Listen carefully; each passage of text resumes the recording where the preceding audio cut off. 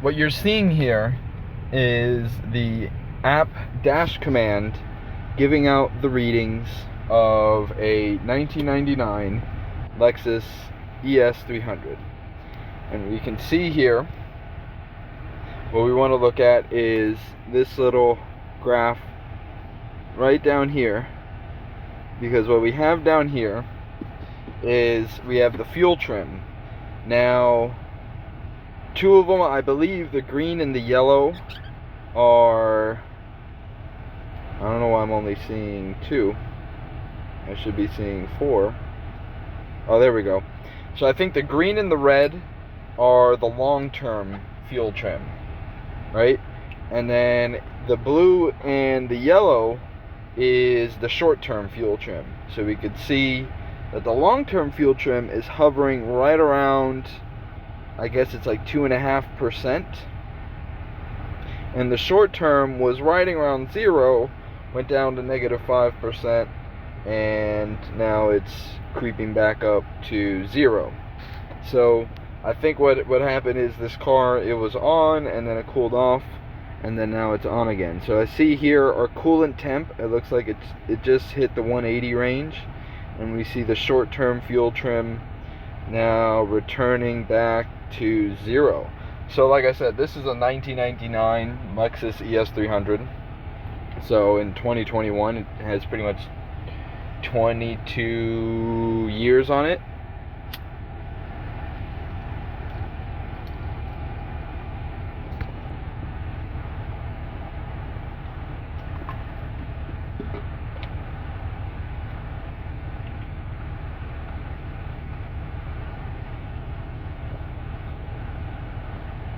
And it's riding just beautifully. Now let me see, can I change this? Edit.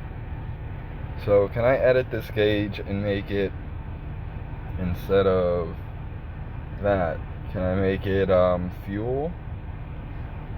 Where's the oxygen? Air, fuel. Oh no, ox bank 1. Okay, let's do that. And then let's do graph number 2. Let's do bank 2, 2 sensor 1, and then let's do bank 1, sensor 2. And then is there a bank 2? There's no bank 2, sensor 2. Is there a bank 2, sensor 2? I don't think so.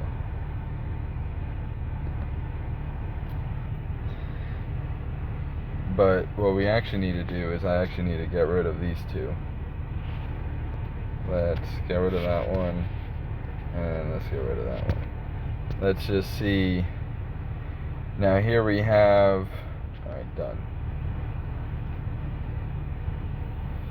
Wonder when it's gonna readjust the scale. So we see the oxygen sensors. Now this is what's real interesting. So the YouTube channel, the Car Care Nut, just put out a video talking about how the air fuel sensors work and the oxygen sensors. So we see here this car has some pretty incredible fuel trim. I just pressed down on the brakes and I'm about to drive off. So we'll probably see some fluctuations in the fuel trims as we drive off. And there is that divergence in the fuel trims right there. We're just going to go down the street to the grocery store and literally pick up a lemon and maybe some garlic. So I'm putting her under some load now. Getting up to acceleration. Now we're releasing the acceleration. And look at those fuel trims. Hovering around 0. Obviously varying the fuel input to be able to deliver the acceleration. And we see intake and coolant, the engine power. Look at that, the vehicle speed. So you get kind of a whole cross section of what's going on over time, how things are lining up.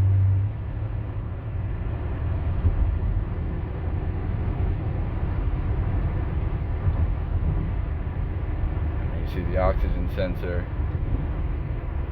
peaks as fuel is dumped into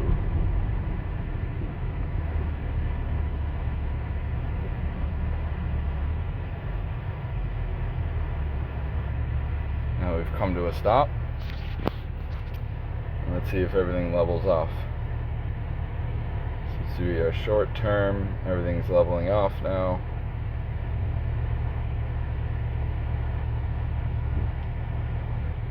Nice. So now if we go over to our data grid, we can see even more. We can see our ignition timing, we can see all the voltage.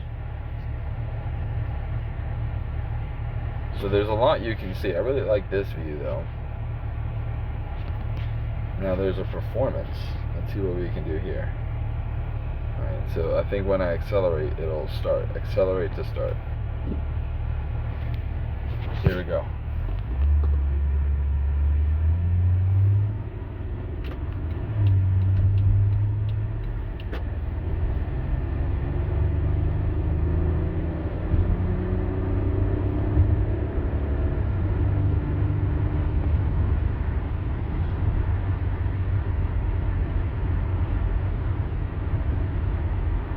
How'd it do?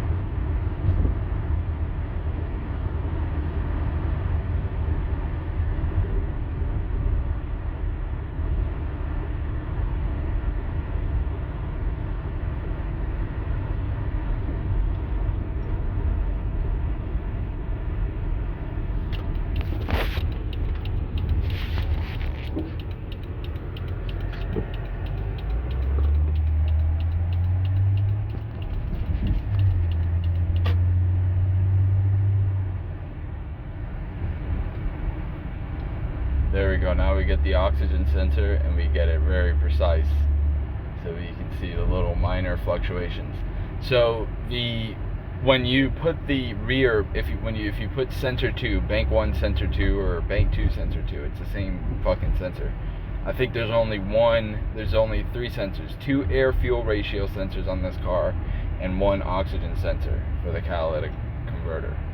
So the upstream ones are the air fuel ratio sensors, and they read out a voltage right around 0.66 volts, and their fluctuations are in the, what is that, the thousandths of a voltage, because we have tens, hundreds, thousands, so we're in the thousandths of a volt, and those little fluctuations. And I mean, the app may be showing just in certain intervals, and the computer's probably, or we're getting delayed info, because this is coming through a Wi-Fi thing, so it's not a hard wire, which probably causes some kind of delay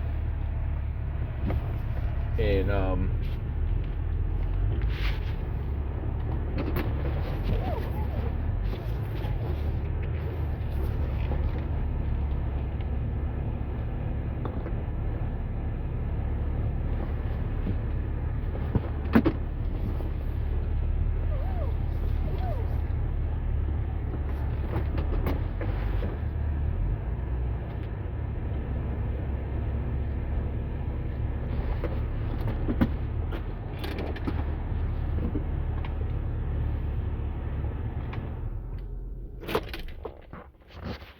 So I just shut the car off. We'll save that.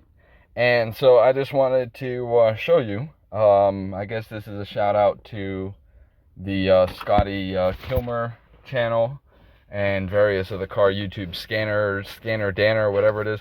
So this is a very cheap way to be able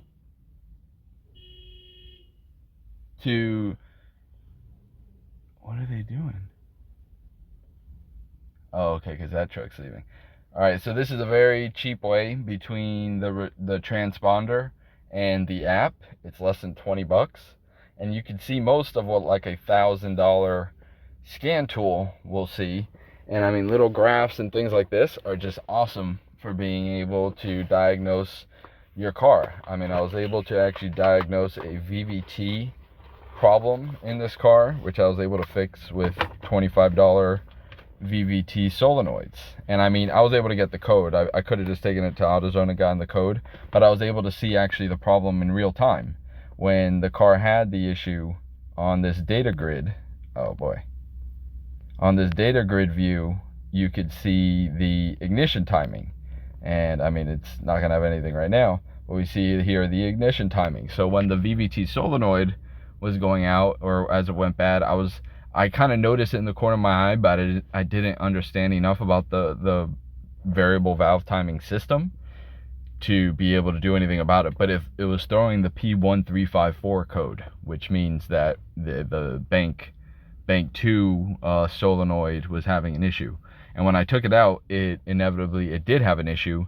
And while I plugged it up to a battery and I was able to deliver it power, it moved. When you press it with a screwdriver, it grinds, like there's a varnish on it. And it took me like 5 to 10 YouTube videos to get somebody to actually mention specifically that. A lot of people were like, oh, take it out, check it, clean it, if it moves, it's working. But that wasn't the case. And I mean, so far the new ones, and I mean, the ones from the dealership are like $70 each, so it'd be $140 for the pair. And there's ones on Amazon that are $25 for the pair, so that's $12.50 each. Now, are they going to last as long as the dealership ones?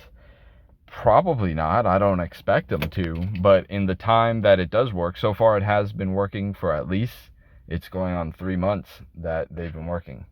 I can go back and see actually when I ordered it. So when did I order it? So if we go to my orders, we'll see. So I got that vacuum February 9th, that switching valve, the solenoids December 20th.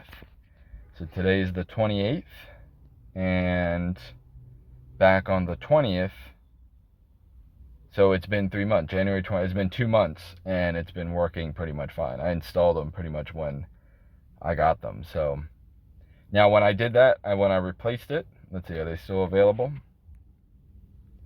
$27.99. So they went up a little bit in price. It was like $25. They went up $3. But if you go, and now if we search this part number, so let's search that. Let's go to parts.toyota.com. Look at that. Oh my God, that has to be the thing that gets shown. Thanks a lot. All right, so let's go here.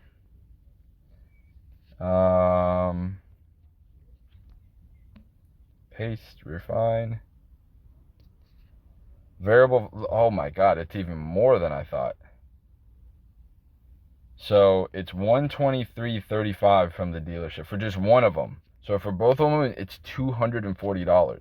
It's literally almost 10 times the price. Now let's see if I get it from my local dealership. $85. So for two of them, this is from my local dealership. Now that's a crazy price difference. I mean, I've bought more stuff than I ever thought I would from the dealership just because of these kinds of price drops. Now, why didn't I get this one from the dealership? Well, because this exists. I mean, for the price, so that would be $160, that would be $170 for the pair. How many times does 170 go into $27.99? 6 times. So I can go through 6 of these cheap Chinese solenoids before I spend as much for one set of the dealership solenoids, which are going to go anyways, because the one I replaced was the original one in the car. So is it worth it to get the cheap Chinese stuff? Well, I mean, I guess it depends on what part it is.